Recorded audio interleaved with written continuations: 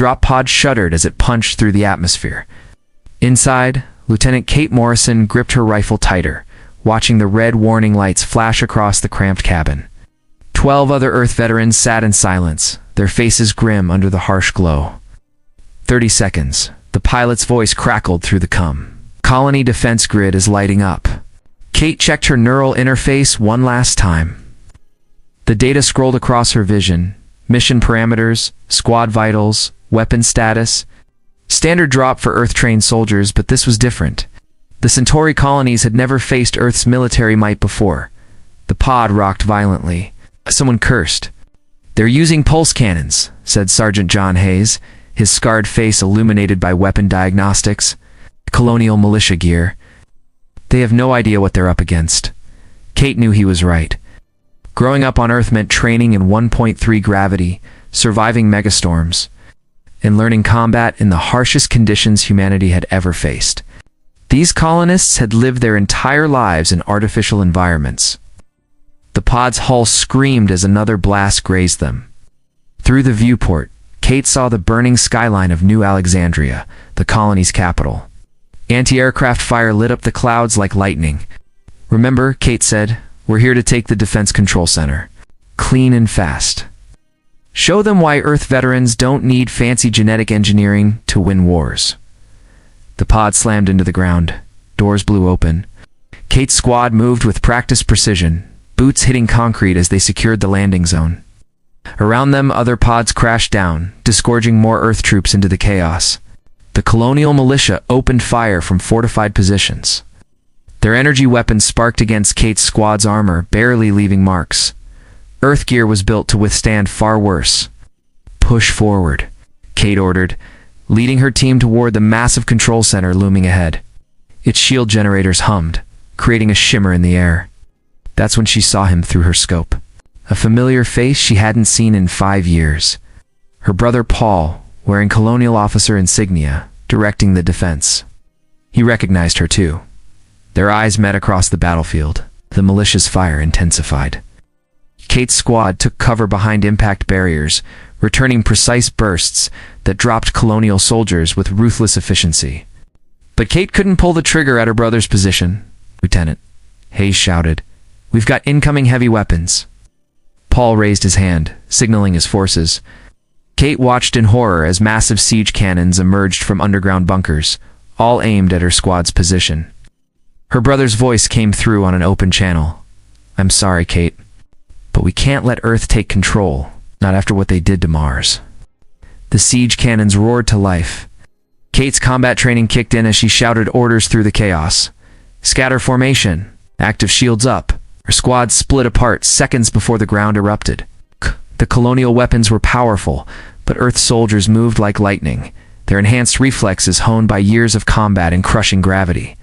"Paul, what happened on Mars was propaganda," Kate transmitted while firing back.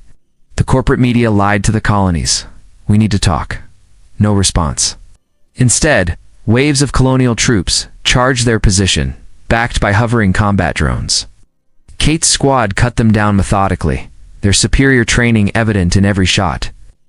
Hayes slid next to her behind a shattered wall.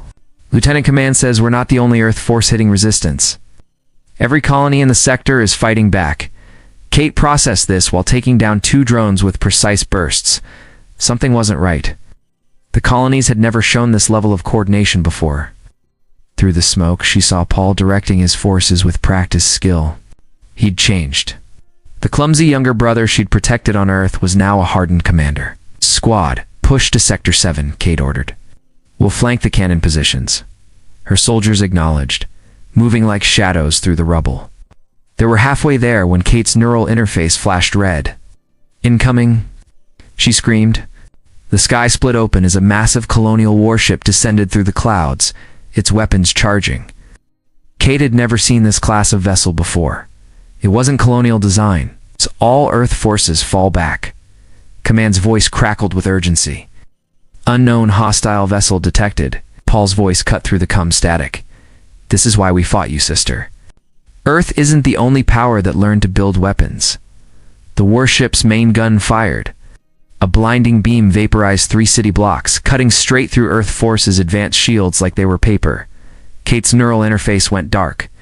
Around her, other soldiers clutched their heads as their systems failed. She looked up to see Paul walking toward her position, flanked by troops in unfamiliar armor. "The colonies never wanted war," he said, removing his helmet.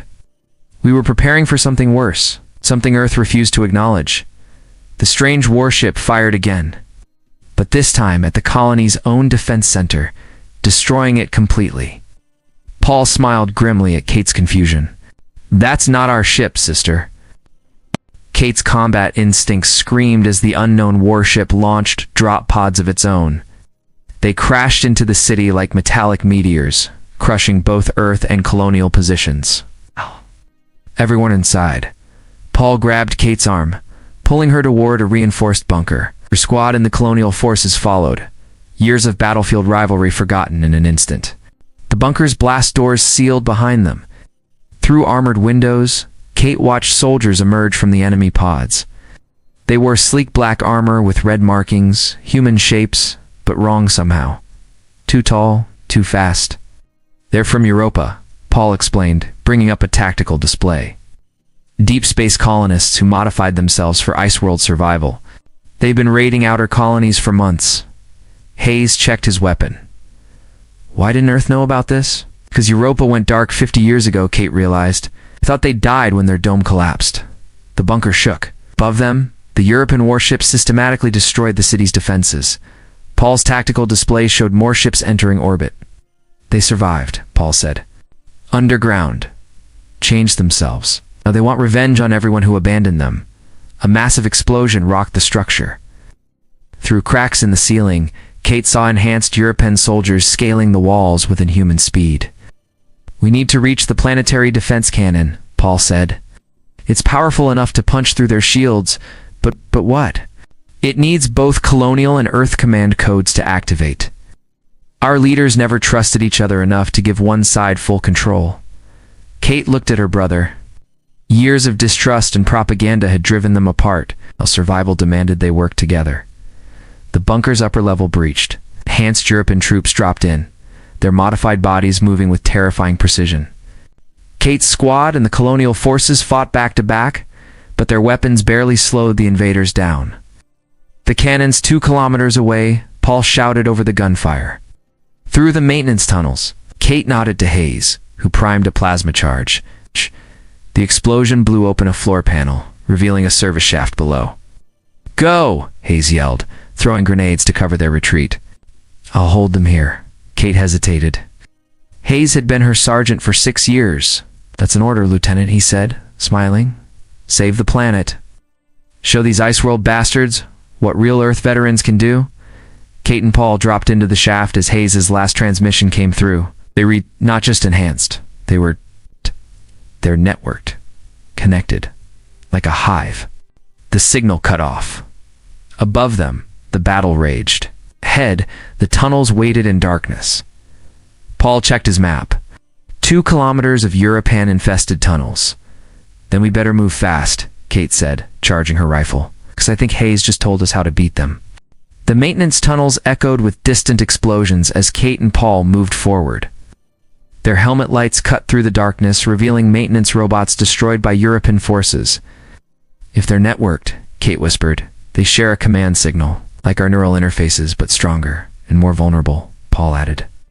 One point of failure. They reached a junction. The tunnel ahead had claw marks on the walls. Enhanced European troops had already passed through. Kate checked her ammo. "Hayes died to give us this information. We use it." A screech of torn metal. Red emergency lights flashed. Through a ventilation shaft, they saw enhanced soldiers dragging colonial survivors toward their ships. "They're not killing everyone," Paul said. "They're taking prisoners." "But why?" The answer came from above. An enhanced soldier's voice echoed through the tunnel speakers. "All surface humans will be upgraded. Resistance is inefficient. They want to convert everyone," Kate realized. "Make us all like them." They reached the defense cannon's underground access. The massive door was already broken open.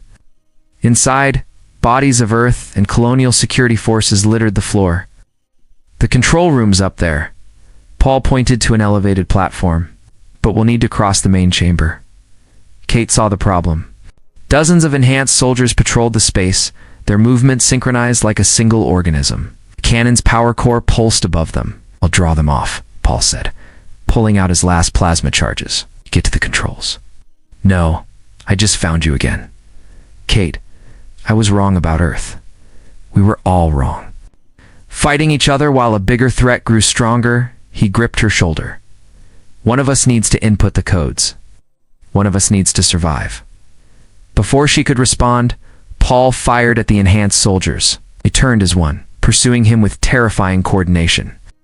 Kate ran. Her boots clanged on metal stairs as she raced to the control room. Behind her, Paul's gunfire echoed, then stopped. The control panel lit up.